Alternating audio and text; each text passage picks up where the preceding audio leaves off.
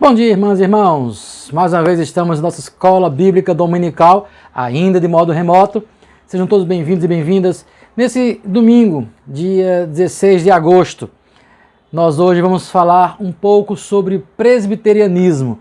No último dia 12 de agosto, nós celebramos o Dia do Presbiterianismo no Brasil. E hoje não podemos deixar, em nossa escola dominical, falarmos um pouco sobre a nossa igreja, sobre o que esse presbiterianismo no contexto brasileiro.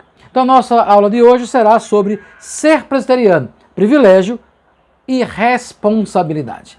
Então nós vamos orar ao Senhor, vamos ter um louvor, logo depois nós iniciamos com o nosso estudo. Oremos ao Senhor Todo-Poderoso. Pai Santo, Pai Bendito, nós te agradecemos pela manhã deste domingo e pedimos que nos ensine, fale conosco a partir dos ensinamentos da história, bem como de Tua Palavra. Nós te agradecemos e te louvamos em nome de Jesus. Amém. Amém, irmãs e irmãos. Vamos louvar ao Senhor. Daqui a pouco nós voltamos com o nosso estudo.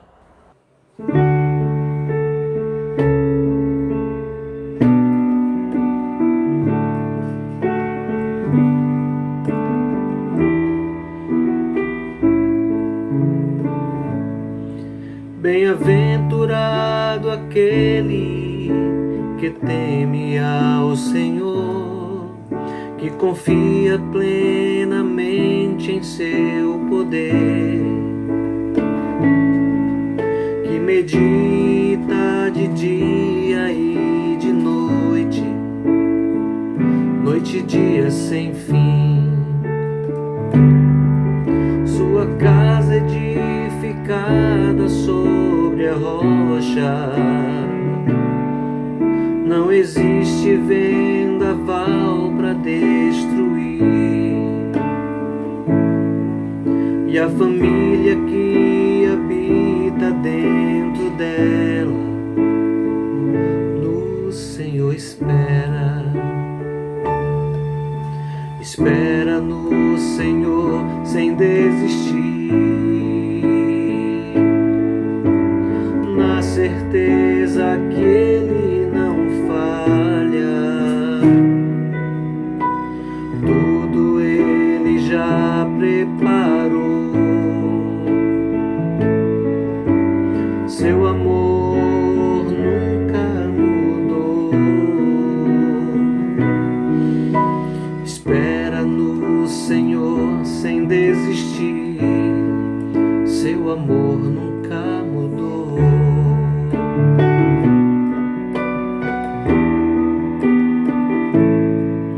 Bem-aventurado aquele que teme ao Senhor, que confia plenamente em seu poder, que medita de dia e de noite, noite e dia sem fim. Sua casa edificada sobre a rocha, não existe vendaval para destruir. E a família que habita dentro dela, no Senhor espera. Espera no Senhor sem desistir, na certeza que Ele não falha. Tudo Ele já preparou. Seu amor nunca mudou.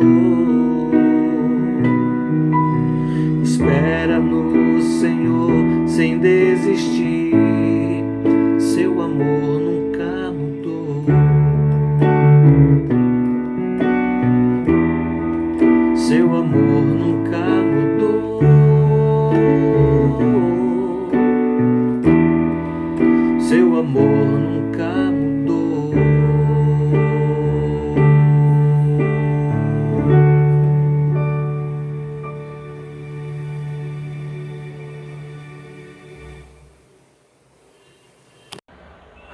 Bem, vamos então falar sobre ser presbiteriano, privilégio ou responsabilidade. Mas eu quero começar com vocês com um pouco de história. No Diário de Simonton, Viagem, Entrevistas com Simonton, o reverendo Elben César, ele, na introdução desse livro, da chamada Entrevistas com Simonton, ele faz uma afirmação, ele diz assim: em 12 de agosto de 1859, depois de uma viagem de quase 2 meses em um navio à vela, desembarca no porto da Baía de Guanabara, na cidade do Rio de Janeiro, o primeiro missionário presbiteriano em terras brasileiras. São anos de história do presbiterianismo no Brasil. Lutas, vitórias, decepções, muita história e muitas alegrias têm conduzido nossa história. Sim, nossa, porque nós, presbiterianos, quer independentes, quer unidos, ou do Brasil, ou pentecostais, ou conservadores, somos filhos da mesma história, que inicia e nos inspiram em Ashbel Green Simonton. Pois bem, eu queria iniciar essa conversa desse domingo pensando um pouco na história do presbiterianismo no Brasil. Nós temos no Brasil 6 ramos presbiterianos principais, 6 troncos principais presbiterianos. Nós temos a Igreja Presbiteriana do Brasil, vamos assim dizer, a igreja mãe de todas as demais, a chamada IPB. Nós temos a Igreja Presbiteriana Independente do Brasil, datada de 1903. Nós temos a Igreja Presbiteriana Conservadora de 1940. Temos a Presbiteriana Fundamentalista de 1956. Aí nós temos recentemente a Igreja Presbiteriana Renovada de 75 e a nossa Igreja Presbiteriana Unida de 1978. São 6 grandes igrejas presbiterianas no Brasil. Mas todas elas, como disse o próprio autor do texto que nós lemos lá, o reverendo Elben César, todos nós somos filhos dessa chegada missionária de Ashbel Green Simonton. Então, o presbiterianismo no Brasil, ele nasce em 1859 com a chegada desse primeiro missionário presbiteriano. Oriundo dos Estados Unidos da América, Simonton vive no Brasil até 1867, quando ele vem a falecer. São poucos anos no Brasil, mas nesse tempo que ele fica no Brasil, ele organiza a Igreja do Rio de Janeiro, chega a organizar um presbitério, organiza um jornal que vai divulgar as ideias protestantes presbiterianas de forma muito especial. Então, Simonton, ele tem uma vida curta enquanto missionário do Brasil, mas a sua vida é bastante produtiva, deixando um legado a nós até o dia de hoje. Então, Simonton, quando chega no Brasil, ele adota uma estratégia. Ele não bate de frente com a igreja oficial da época, a Igreja Católica, a igreja então a Igreja do Império. Ele não bate de frente com essa igreja, ele age com certa parcimônia, com certa prudência, no que se refere ao trato com essa igreja. Vejam o que diz, por exemplo, o reverendo Antônio Gouveia de Mendonça, referindo-se a essa presença, esse discurso de Simonton logo que ele chega no Brasil. Simonton nunca se refere explicitamente à Igreja Católica, mas à religião de nossa sociedade, ou aos costumes religiosos desse país. Os sermões de Simonton mostram um bom escritor, orador e ainda arguto observador da sociedade no Rio de Janeiro no seu tempo.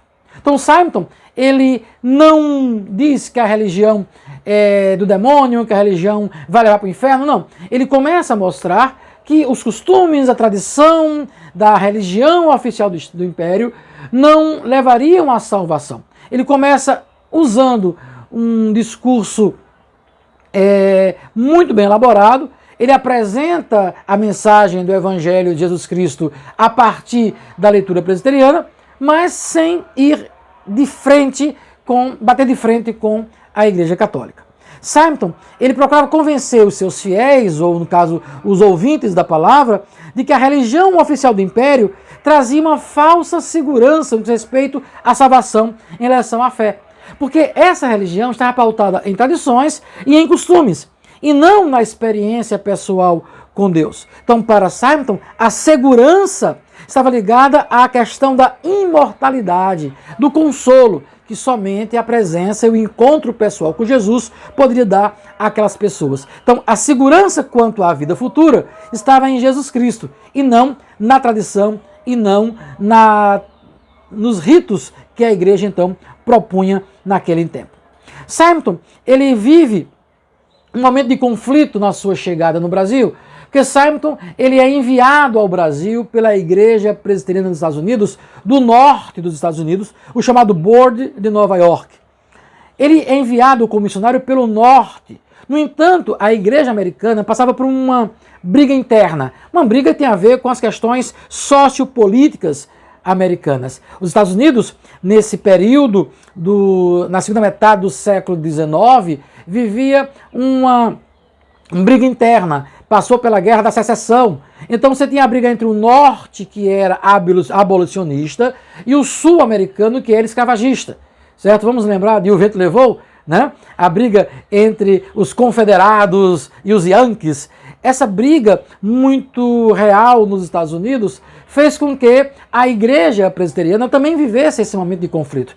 Isso só foi resolvido nas meados da década de 80, quando houve a unificação da igreja presbiteriana americana, da PCUSA, da qual nós somos hoje membros, temos ligações fraternas com a igreja norte-americana, a igreja presbiteriana dos Estados Unidos. Mas durante muito tempo essa igreja viveu dividida entre o norte e o sul. E Simeon foi enviado ao Brasil pela missão do norte.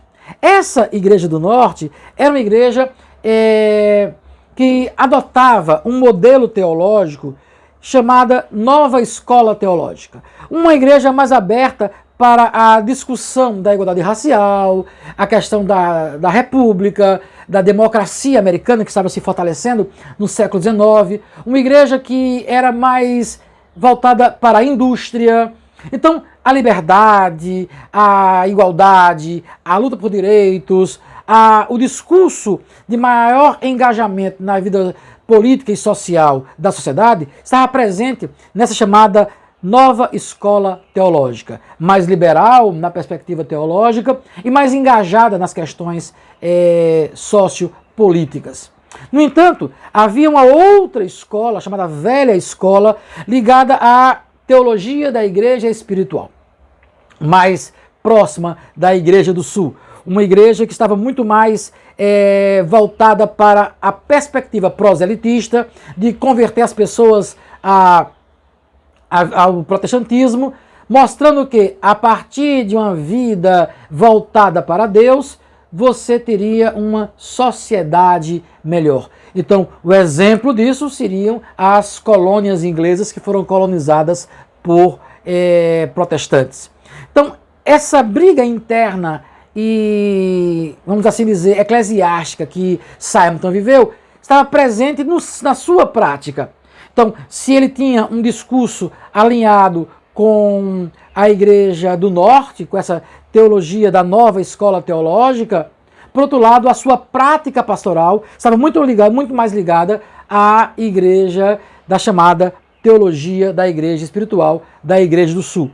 Então, ele trazia uma prática pastoral mais espiritualizante, no entanto, um discurso mais libertário. Esse conflito aconteceu na vida de Simeon e isso vai influenciar o presbiterianismo na sua construção e na sua origem no presbiterianismo no Brasil.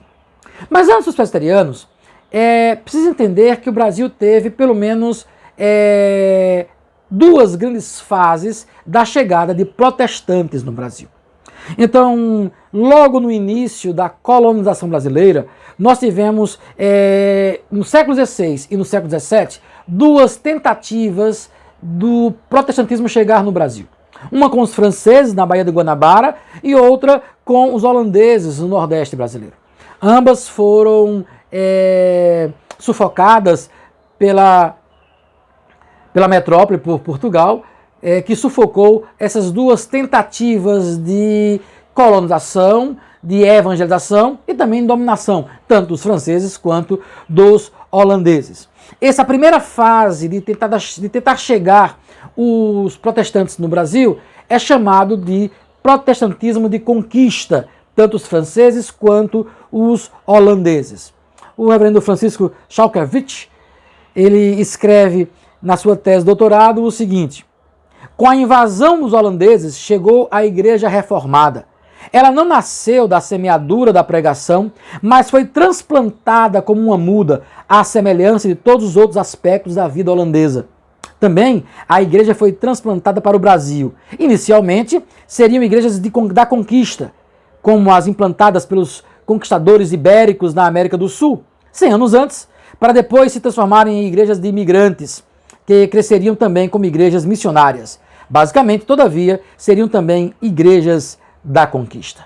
Essa é a primeira tentativa dos protestantes chegarem no Brasil, ali século XVI e século XVII. Entretanto, os portugueses sufocaram essas tentativas e somente no século XIX, no início do século XIX, com a vinda da família real ao Brasil em 1808, quando Dom João VI ele assina o tratado com as nações amigas, leia-se Inglaterra, então ele permite a presença de protestantes no Brasil de forma oficial, mas como imigrantes. Aqueles imigrantes que viriam ao Brasil poderiam exercer a sua religião, desde que os seus templos não tivessem nenhuma característica de templo. Seriam casas onde eles podiam se reunir, fazer as suas celebrações, mas sem anunciar a sua fé, apenas para preservar a sua cultura, preservar as origens da sua religião.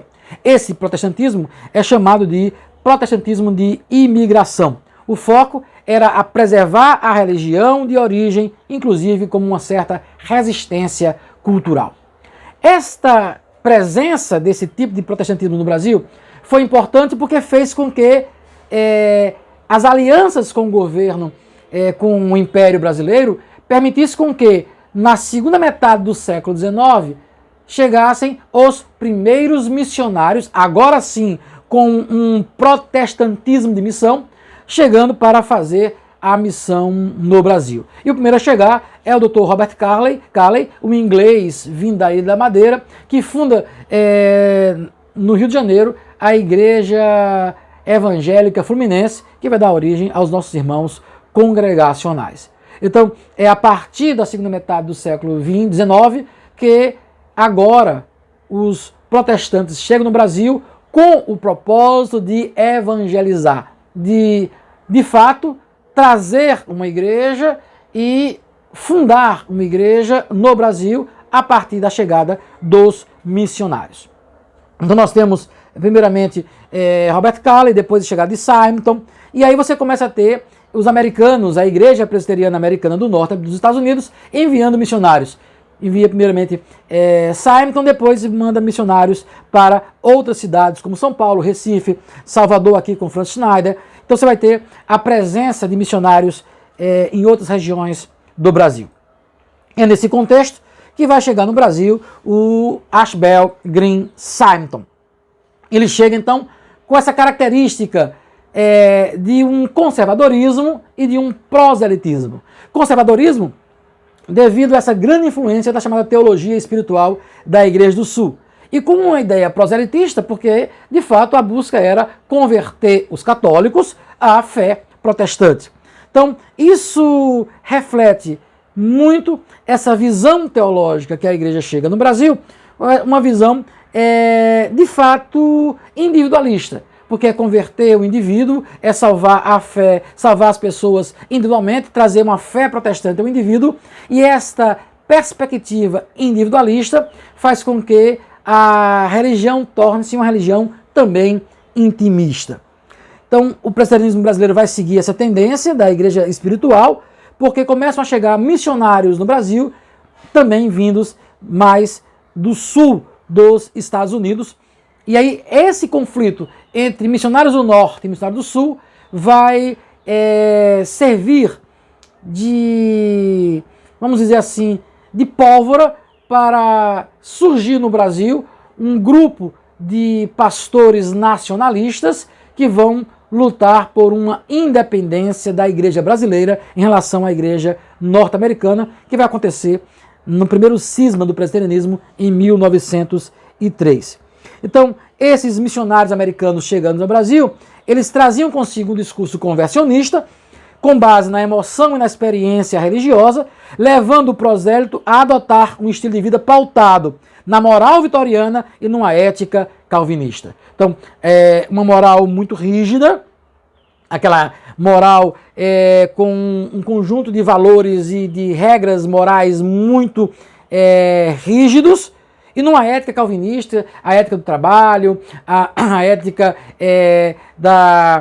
do acúmulo de capital visando as bênçãos de Deus. E aí você constrói, de fato, uma igreja, nessa perspectiva, uma igreja elitista. E aqui eu quero chamar a característica porque a igreja presbiteriana, ela nasce com essa característica. E quando os americanos, eles trazem no final do século XIX, início do século XX, eles trazem a proposta de implantar no Brasil escolas americanas, eles trazem justamente com essa perspectiva. A perspectiva de estabelecer escolas para uma elite, no caso, a elite brasileira, que podiam pagar as escolas no modelo americano, os internatos americanos. Isso vai acontecer em Recife, vai acontecer em São Paulo, vai acontecer no Rio de Janeiro. Então, escolas em Garanhuns, né, com 15 de novembro, você vai ter, então, escolas que se estabelecem para a elite brasileira, a fim de você trazer um discurso em que essa elite, com uma moral muito rígida e a produção, o trabalho como fruto da bênção de Deus, esta elite poderia transformar o país em um país desenvolvido tanto quanto os Estados Unidos da América. Esse foi um momento, isso foi um elemento que gerou conflito entre os pastores brasileiros no final do século XIX e os pastores americanos, como eu falei, levando ao primeiro cisma da igreja em 1903. Então, esse discurso dessa igreja presbiteriana que chega ao Brasil, dessa teologia espiritual, faz com que, de modo geral, a igreja se coloque distante de questões políticas que estavam presentes no final do século XIX, como a questão abolicionista e também a questão da república. Eram duas questões que estavam ali surgindo no final do século XIX no Brasil. Então, no final do século XIX, você vai ter alguns pastores brasileiros que vão começar a surgir com uma liderança forte. Cai a qualidade dos pastores americanos que vêm ao Brasil, qualidade intelectual, qualidade de, vamos assim dizer, envolvimento. Eles estavam muito mais preocupados em aumentar o número de membros e atingir essa elite do que, de fato, propagar a fé protestante. Isso fez com que alguns pastores brasileiros eles não concordassem com essa prática e, então, gerou um certo desconforto entre a presença dos americanos e a presença da igreja dos pastores brasileiros. Se o Brasil estava caminhando para ser um país livre, um país republicano, um país livre da escravidão, não justificava uma igreja, nem justificava missionários americanos que defendessem as teses escravagistas. Isso fez, então, com que os ideais de liberdade, os ideais de um nacionalismo, de uma igreja mais nacional, surgisse no Brasil no final do século XIX. Então, a origem do presbiterianismo nos aponta para algumas questões que nos chamam muita atenção. A igreja presbiteriana nasce com o sentimento de participação, de envolvimento, sentido missionário de Simonton, que vem ao Brasil deixando toda uma história para trás, construindo uma nova história dele e do protestantismo no Brasil. No entanto, no decorrer de sua caminhada, esse protestantismo ele perde essa característica do desejo de anunciar a palavra, desejo de fazer uma sociedade transformada pela presença do Evangelho e torna-se uma igreja muito pragmática. A igreja americana, então, resolve construir as escolas para poder atingir a elite Isso deixa com que algumas lacunas no cenário das missões brasileiras, fazendo com que haja um certo distanciamento entre os ideais da igreja americana e os ideais daqueles pastores brasileiros que já teriam, podemos dizer, uma igreja brasileira. A igreja tornou-se pragmática. Em vez de estar apaixonada por missões, pelo anúncio do evangelho, pela transformação do indivíduo a partir do encontro com Cristo, essa perspectiva tornou-se muito mais pragmática. Vamos atingir a elite, vamos atingir através da educação, porque você constrói uma moral, traz um conjunto de valores, estabelece valores únicos à sociedade, que aí essa elite, quando chegar no poder, vai implantar um modelo de uma igreja protestante, de um Estado protestante, logo um Estado desenvolvido como é os Estados Unidos da América. Essa visão bem pragmática norte-americana entrou em conflito com a visão mais pastoral que estava lá em Simonton, da igreja brasileira. Muito bem, essa história nos aponta para percebermos algumas coisas. Primeiramente, que nós nascemos enquanto igreja a partir da paixão de alguém que se coloca à disposição de Deus para transformar a realidade, tanto não só a sua realidade individual, enquanto alguém chamado por Deus, mas a realidade de um povo que não tinha o conhecimento do Deus Todo-Poderoso, que precisava conhecer o Evangelho verdadeiro. Nasce dessa forma, cresce e se estabelece dessa forma, mas no decorrer da sua história vai perdendo os seus, vamos assim dizer, a sua essência, vai se afastando dos seus ideais originários e torna-se uma igreja pragmática, uma igreja muito mais voltada para alcançar um certo poder. Não um poder na perspectiva espiritual, mas muito mais um poder político, um poder econômico. Esse é o cenário da igreja ali entre 1859, da chegada de Simonton, até o final do século XX, final do século XIX, início do século XX, 1903, quando vai surgir a igreja presbiteriana independente. Então, percebam que nós saímos do nada, crescemos enquanto igreja, mas chegamos no momento em que, enquanto presbiterianismo, passamos por uma crise. E é importante apontarmos as crises, porque é a partir da análise das crises que podemos pensar a nossa condição enquanto igreja hoje presbiteriana unida do Brasil e a igreja presbiteriana unida do Salvador. Então, o que é de fato ser presbiteriano? Com essa história em mente, vamos pensar o que é ser presbiteriano. Eu vou sempre fazer um link com essa história que eu acabei de contar para vocês. Então, é a partir da vida inspiradora de Simonton que chega para nós, é a partir da vida da própria igreja presbiteriana, cheia de altos e baixos, que eu quero pensar com vocês sobre o que significa ser presbiteriano. Primeiramente, crer num Deus supremo. E aí entra a ideia de fé. A Escritura Sagrada nos diz em 2 Samuel, capítulo 22, versículo 32, diz assim a Escritura: Pois, quem é Deus, senão o Senhor? Quem é rocha, senão o nosso Deus? Deus é eterno, soberano Senhor. Então, ser presbiteriano é crer em um Deus supremo. É a ideia de fé. E aí fé está ligado não apenas no discurso teórico, não apenas na construção de uma série de conceitos, mas fé está implícito duas coisas: obediência e a resposta a um chamado de Deus. E vamos olhar para Simonton então. Simonton ele obedece ao Senhor Todo-Poderoso, ele vai ao seminário, se prepara no seminário, desde os primeiros anos, quando ele começa a ter algumas aulas, ele começa a perceber que Deus tem uma palavra e que essa palavra deve ser partilhada para outras pessoas. Então ele sente a necessidade de obedecer a Deus, levando o evangelho da salvação, o evangelho da graça, para que outras pessoas que não conhecem esse evangelho possam conhecer.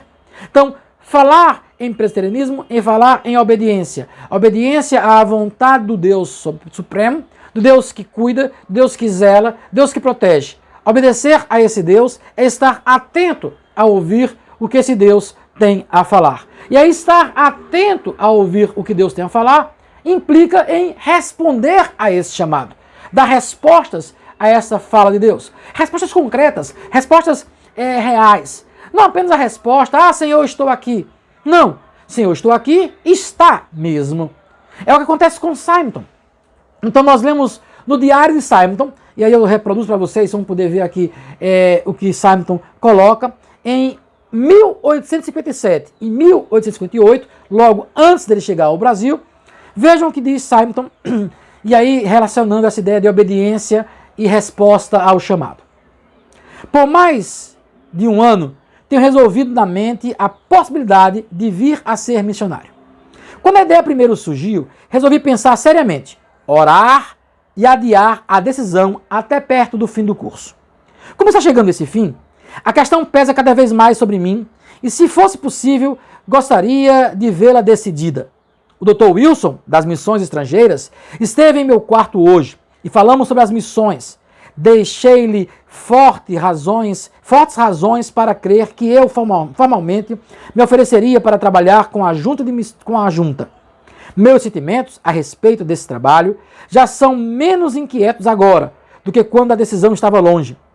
No que depende de mim, estou pronto para partir e sinto, mais que nunca, que esse é o caminho e o meu dever. Em 58, então, novembro de 1858, diz Simeton: finalmente, o passo decisivo já foi dado. No dia 25, mandei minha proposta formal à Junta de Missões Estrangeiras. Mencionei o Brasil como campo no qual estaria mais interessado, mas deixei à Junta a decisão final. Irei só. Assim, a incerteza que vem me oprimindo há um ano finalmente terminou. A mão da providência pode ser evidentemente vista nisto.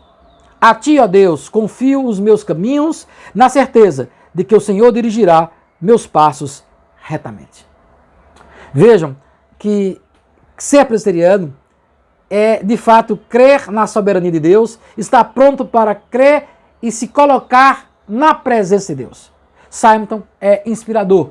Ele, no início do curso, é chamado por Deus, sente o chamado, se envolve com esse chamado, coloca diante de Deus, espera obedientemente a resposta, e quando se concretiza a resposta, ele então diz: estou pronto para ir, e louva a Deus por isso. Então, confiar, obedecer e responder ao chamado de Deus faz parte do ser presbiteriano. Mas também ser engajado nas questões sociais é uma outra característica do ser presbiteriano. Por mais que a igreja tenha se tornado pragmática no final do século XIX, mas a igreja precisava tomar uma posição diante de posição em um país que passava por uma série de revoluções e uma série de conflitos no final do século XIX. Ser presbiteriano é ser engajado nas questões sociais. E eu não posso conceber um presbiterianismo longe desse engajamento social, longe das lutas sociais. Ou melhor, participando, questionando, desenvolvendo trabalhos sociais em todas as áreas: política, sindical, econômica, social, na educação. Não uma educação voltada apenas para uma elite. E aí a gente vai perceber que algumas escolas presbiterianas que foram voltadas para a elite, mas em alguns campos as escolas presbiterianas elas tinham características não para uma elite, mas para toda uma população, buscando atingir através da educação não só a elite para tornar-se a elite política e econômica de um país, mas atingir a população a ponto de anunciar o Evangelho Salvador e Redentor de Jesus Cristo. Então, envolver essas questões sociais, fazendo com que esta igreja ela participe ativamente da vida da sociedade. Então, mesmo havendo essa discórdia entre a velha escola e a nova escola, o presbiterianismo brasileiro ela recebeu uma grande influência da igreja do norte dos Estados Unidos. Uma igreja que discutia a questão do combate à escravidão, uma igreja que discutia a questão da inclusão desses escravos na vida econômica a partir da liberdade, dando a essas pessoas oportunidade de aprendizado, oportunidade de trabalho. A igreja presbiteriana brasileira nasce com a ideia de uma educação para os brasileiros, pensando numa missão que saísse dos grandes centros e também atingisse os sertões brasileiros, atingisse as regiões mais distantes do Brasil, para que esse evangelho alcançasse o maior número possível de pessoas. E aí vamos ter histórias de pastores, no final do século XIX não tínhamos pastoras, de pastores que faziam grandes viagens. Nessas grandes viagens eles cuidavam, não só anunciavam o evangelho, mas faziam muitos trabalhos voltados ao cuidado de pessoas. E algumas instituições foram criadas, como por exemplo o Hospital Evangélico de Rio Verde, voltado à questão da saúde, um grande hospital que hoje é referência na cidade de Rio Verde, em Goiás. Então, engajamento social passa pela denúncia de corrupção, pelo desenvolvimento de ações comunitárias, pela busca de melhor qualidade de vida para o povo. Então, a igreja brasileira, a igreja presbiteriana brasileira, ela começa a se envolver com questões importantes para esta independência, para surgimento da República Brasileira, como também do fim da escravidão. O protestantismo brasileiro, a partir do presbiterianismo, participou desse engajamento em algumas questões ligadas à sociedade brasileira. Vejam o que diz, por exemplo, Medeiros, num texto que ele escreve sobre abolição e presbiterianismo. É um texto um pouco longo, mas eu leio para vocês. Emanuel Van Orden, ao fundar a primeira igreja presbiteriana do Rio Grande do Sul, na cidade de Rio Grande, em 1878, adotou a resolução de não aceitar nenhum proprietário de escravos como membro da igreja, pois a escravidão era um pecado contra Deus e contra o homem. Denunciou também, em 24 de outubro de 1877, em carta ao presidente dos Estados Unidos, o transporte de escravos para o Brasil em navios norte-americanos. Também congratulou o imperador brasileiro em 84 pela abolição no Ceará, como membro da Sociedade Anti-Escravagista de Londres. Depois, dois opúsculos escritos por lideranças do presbiterianismo foram publicados na década de 1880. Houston, missionário norte-americano, proferia suas ideias na Igreja Presbiteriana do Rio de Janeiro em 10 de agosto de 1884, com o título O Cristianismo e a Escravidão. Ele se punha contra a justificativa da escravidão devido à sua existência entre os hebreus do Antigo Testamento. Eduardo Carlos Pereira, este é o fundador da Igreja Presbiteriana Independente do Brasil, pastor presbiteriano nacional, publica em 1886 o opúsculo A Religião Cristã e Suas Relações com a Escravidão. Denuncia a prática do suplício contra o escravo, comum nas fazendas do Brasil, além de criticar e amaldiçoar a todos os escravagistas envolvidos na aprovação da Lei Saraiva-Cotegipe. A consolação para o escravo era saber que seu sangue e seus gemidos estavam sendo recolhidos no cálice da ira de Deus. A imprensa deveria levantar com som de trombetas e denunciar ao povo a monstruosidade deste pecado nacional. Manter a escravidão era ofensiva à lei de Deus. Também denuncia a existência da escravidão membros das igrejas evangélicas. Então vejam que ser presbiteriano é estar envolvido nas questões sociais. Por mais pragmática que a igreja tenha se tornado no final do século XIX, mas ela manteve esse envolvimento com a transformação da sociedade a partir do seu engajamento nas lutas sociais. Por fim, é preciso ser presbiteriano é encarar o cristianismo vivendo até as últimas consequências. E aí, quando nós olhamos para a cruz céltica, símbolo do presbiterianismo escocês, vemos que aquela cruz representa a vitória de Jesus Cristo sobre a morte e representa a necessidade de nós vivermos integralmente a fé representada naquela cruz, na cruz do Calvário. Quando Paulo escreve aos Gálatas, Paulo diz, olha, para mim o viver é Cristo. Viver é Cristo, ou melhor, e mais ainda, já estou crucificado com Cristo. E vivo não mais eu, mas Cristo vive em mim. E a vida que agora vivo na carne, vivo na fé no Filho de Deus, no qual me amou e se entregou a si mesmo por mim.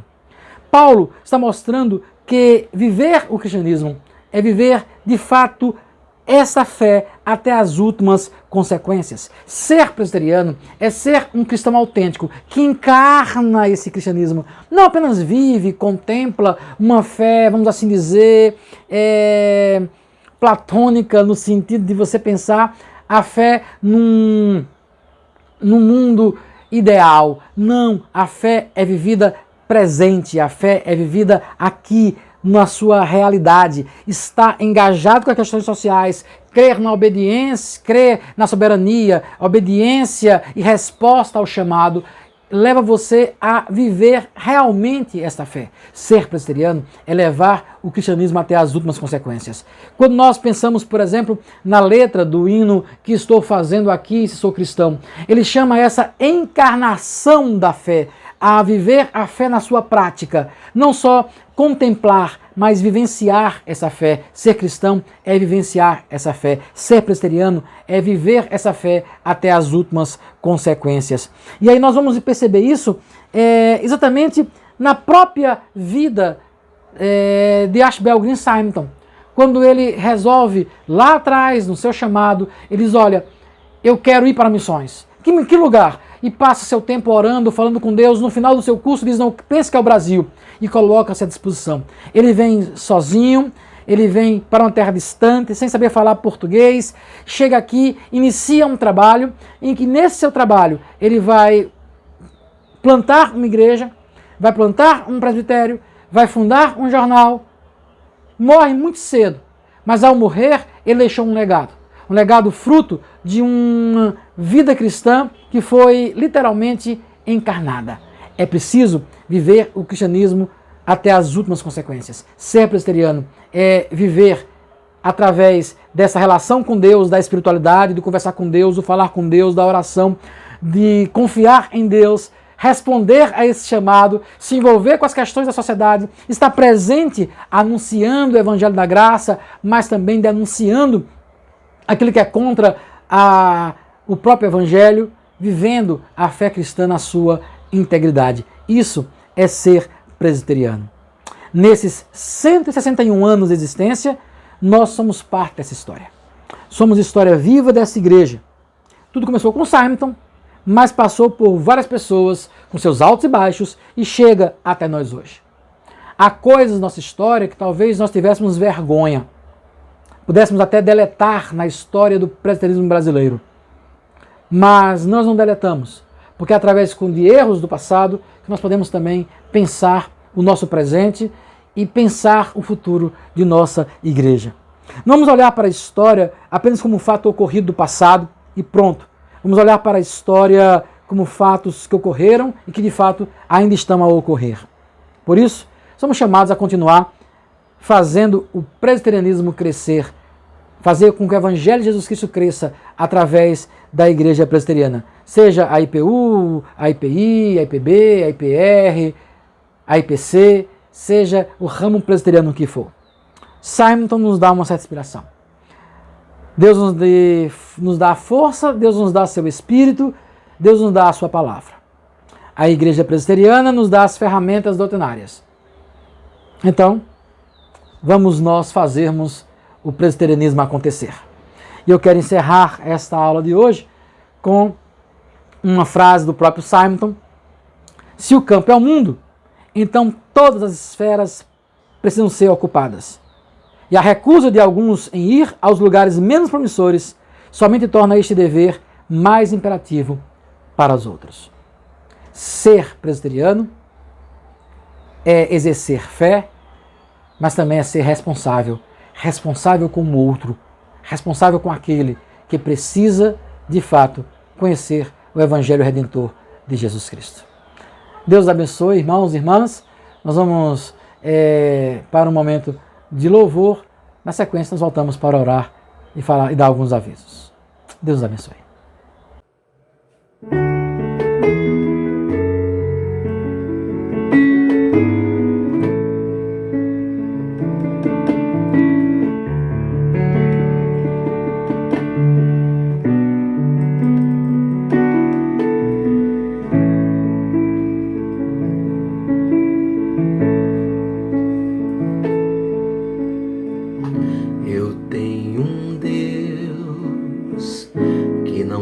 Deixar essa luta me matar, desespero me tomar,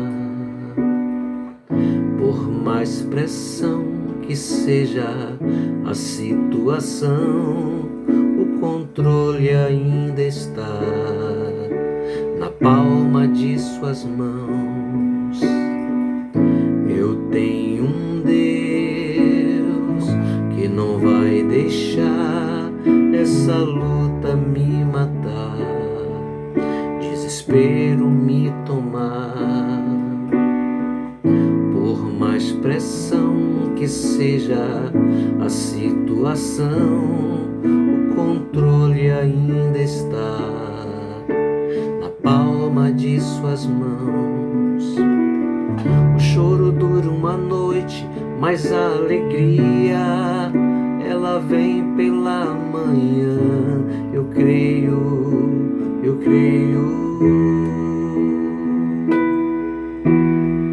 O choro dura uma noite, mas a alegria ela vem pela manhã. Eu creio, eu creio. Ainda que a figueira não floresça, que não haja fruto na vide, que o produto da oliveira minta, todavia me alegrarei, todavia me alegrarei, todavia me alegrarei.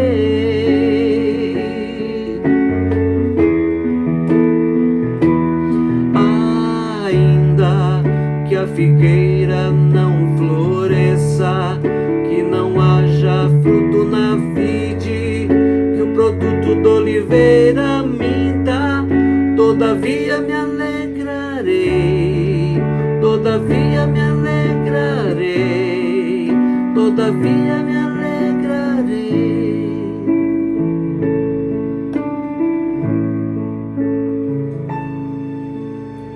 O choro dura uma noite, mas a alegria ela vem pela manhã.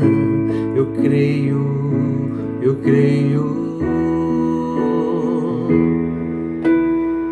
O choro dura uma noite, mas a alegria ela vem pela manhã. Eu creio, eu creio. Ainda que a figueira não floresça, que não haja fruto na vide, que o produto da oliveira minta, todavia me alegrarei, todavia me alegrarei, todavia me alegrarei.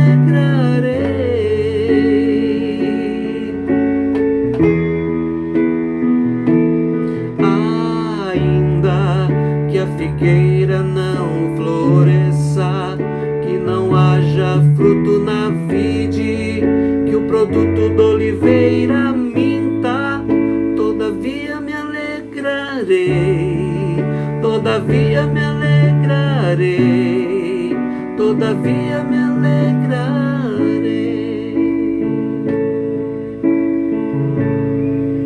todavia me alegrarei, todavia me alegrarei, todavia me alegrarei.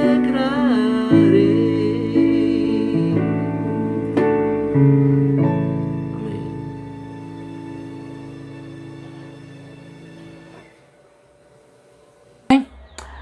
Irmãos e irmãs, às 10 horas a gente vai para o chat do WhatsApp para nós conversarmos, darmos dúvidas, discutirmos, tá bom? Domingo passado foi pequena a participação. Vamos participar mais dos nossa discussão no chat, lá no WhatsApp da nossa igreja, tá bom? Espero você às 10 horas para podermos discutir, falarmos um pouco dessa lição. Outra coisa, hoje às 18 horas, nosso culto de louvor e adoração ao Senhor. Vamos mais uma vez celebrar ao nosso Deus às 18 horas. Então, 6 da tarde, nosso culto. Veja lá o link. À tarde eu coloco o link para vocês. Vamos procurar hoje estar todos juntos às 6 horas. Quem puder estar às 6 horas, vai ficar gravado. Se você não puder às 6 horas, pode assistir depois a qualquer hora. Mas, se você puder, entre ali às 18 horas, porque vai estar com o chamado chat ao vivo. E aí a gente pode, então, falar um pouquinho no chat ao vivo, partilhar, tá certo? nosso culto online. Às 18 horas nós vamos estar celebrando ao Senhor. Uma outra coisa que gostaria de dizer para vocês, diz respeito a os nossos grupos de oração do WhatsApp. Está acontecendo, tá certo? Essa semana eu orei com algumas pessoas, Vera, Marina, Milton, Calcides também se reuniram, tá certo? Eu quero desafiar você também a fazer esse grupo de oração, tá bom? Faça lá, coloque pra gente a foto do grupo, isso é importante pra gente poder, vamos assim dizer, matar a saudade uns dos outros, tá certo? Então que Deus possa nos abençoar, tenhamos todos uma semana de paz e de bênção, continuamos ser um culto presencial, mas nos vemos aqui na rede mundial de computadores. Deus possa nos abençoar cada um de vocês. Vamos orar ao Senhor? Pai Santo, Pai Bendito, nós te louvamos pela manhã deste domingo, te louvamos pela mensagem da vida do teu servo Simon, que nos inspira enquanto igreja, sermos igreja comprometida, uma igreja que busca obediência, que busca entender a tua soberania e que se engaja, Senhor, nas questões do dia a dia da sociedade. Muito obrigado a Deus, porque nos chamaste para vivermos a fé no presbiterianismo. Eu te louvo por isso, te agradeço pela vida que tens dado à igreja presbiteriana no Brasil. Muito obrigado mesmo, Senhor. Obrigado pelo ramo da Igreja Presbiteriana no Brasil, que é a IPU, pela história que a IPU tem de luta, de engajamento, de transformação na sociedade. Te agradeço, porque tu permitiste com que a IPU surgisse para fazer a diferença no meio do presbiterianismo. Obrigado a Deus pela vida da Igreja do Salvador, pela Igreja Presbiteriana Unida do Salvador, essa Igreja, Deus, que tem procurado viver a fé de forma mais direta possível, se engajando nas questões da sociedade. Obrigado a Deus por essa igreja, pelos membros dessa igreja. Continua a abençoar irmãos e irmãs da IPU do Salvador. E todos aqueles que chegam junto a essa igreja possam também ser abençoados com o Senhor Jesus, abençoados pelo Senhor Jesus Cristo, abençoados com a graça salvadora e redentora do Senhor Jesus Cristo. Dá-nos um domingo de paz, dá-nos uma semana de bênção e nos ajuda a compreendermos o teu querer. Nós te oramos em nome de Jesus. Amém. Que a paz e a graça sejam com vocês, irmãs e irmãos, e à noite, às 18 horas, nos encontramos para celebrarmos mais uma vez ao Deus Todo-Poderoso. Até lá.